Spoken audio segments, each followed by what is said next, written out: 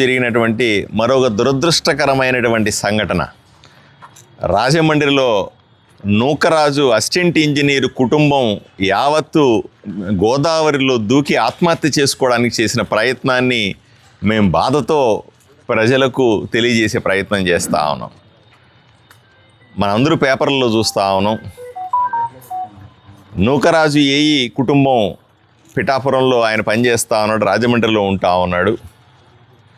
తన భార్య, కూతురు, అల్లుడు, మనవడితో సుఖ సంతోషాలతో ఉంటే దుర్మార్గుడైనటువంటి సాదిక్ ఖాన్ అనే ఒక వ్యక్తి వాళ్ళ ఇంటి పక్కన చేరి ఏదో విధంగా కోడల్ని లోబరుచుకోవడం, ఆమెను బ్లాక్మెయిల్ చేయడం, అలాగే ఆ కోడలు భర్త ఎవరైతే కొడుకున్నాడో అతనికి సూసైడ్ చేసుకునేలాగా లేదా అతన్ని సైనైడ్ కెమికల్ ఇచ్చి చంపేసే ప్రయత్నం చేసి చంపేయడం, ఒంటరిదైనటువంటి సౌజన్య అనే మహిళని ఇతను పూర్తిగా లోబరుచుకొని బ్లాక్మెయిల్ చేసి వీడియోల ద్వారా హింసించడం, ఆ కుటుంబానికి సంబంధించిన ఆస్తులన్నీ లాక్కోవడం, కనీసం ఇంటి తాళాలు కూడా లాక్కొని తీవ్రంగా కొట్టడం, చిత్రహింసలు పెట్టడం.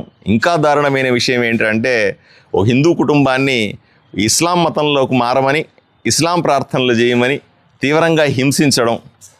దాన్ని తట్టుకోలేక ఇక బతికి లాభం లేదని, ఎవరికి చెప్పినా పరువు పోతుందని నూకరాజు తన భార్య, కూతురు, మనవడితో సహా గోదావరిలో దూకడం.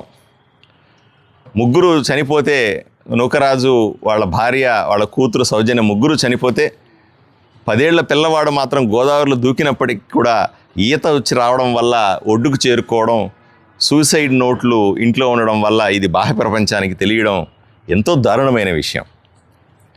దీన్ని భారతీయ జనతా పార్టీ, కూటమి నాయకులందరూ కూడా ఈరోజు తీవ్రంగా ఖండిస్తూ ఉన్నాం.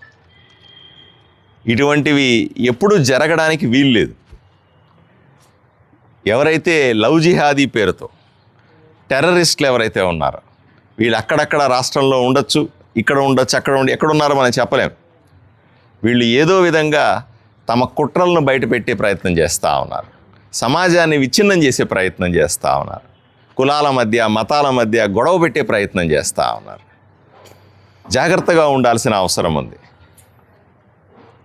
కేవలం వీళ్ళని అశాంఘిక శక్తులుగా మారి వదిలేయడానికి వీల్లేదు. కేవలం వారు అరెస్ట్ చేశామని చెప్పి సమాజంలో వదిలిపెట్టడానికి కూడా లేదు. కేసులు పెట్టినంత మాత్రాన వీళ్ళు మారే పరిస్థితి కూడా లేదు. సమాజంలో ప్రతి ఒక్కరికి నేను విజ్ఞప్తి చేస్తూ ఉన్నాను, ప్రతి ఒక్కరూ ధైర్యంగా ఉండాలి. ఇటువంటి సందర్భాలు వచ్చినప్పుడు కుటుంబాన్ని కాపాడుకోవడానికి ప్రతి ఒక్కరూ కూడా పోలీసుని ఆశ్రయించాల్సిన అవసరం ఉంది. ప్రతి ఒక్కరు ధైర్యంగా సమాజానికి చెప్పాల్సిన అవసరం ఉంది.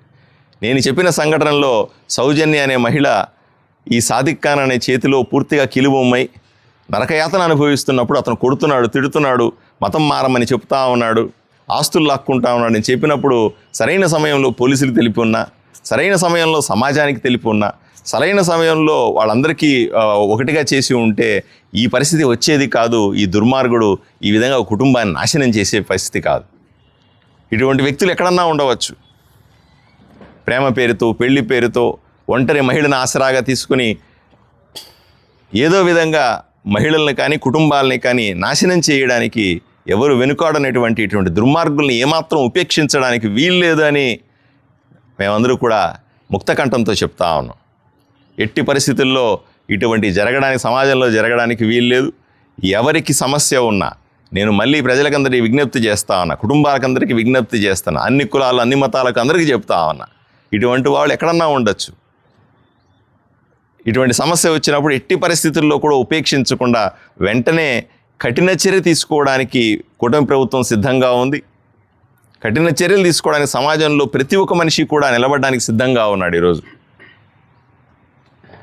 ఎవరు భయపడాల్సిన అవసరం లేకుండా, ఎవరు ఇటువంటి ఇబ్బందులు పడకుండా సమాజంలో ప్రతి ఒక్కరిని కాపాడుకోవాల్సిన బాధ్యత అందరి మీద ఉందని మాత్రం స్పష్టంగా చెప్తాను. ఎంతో బాధతో కుటుంబం పడిన బాధని ఈరోజు పేపర్లలో, టీవీల్లో చూస్తూ ఉంటే కడుపు తరుక్కుపోతూ ఉంది.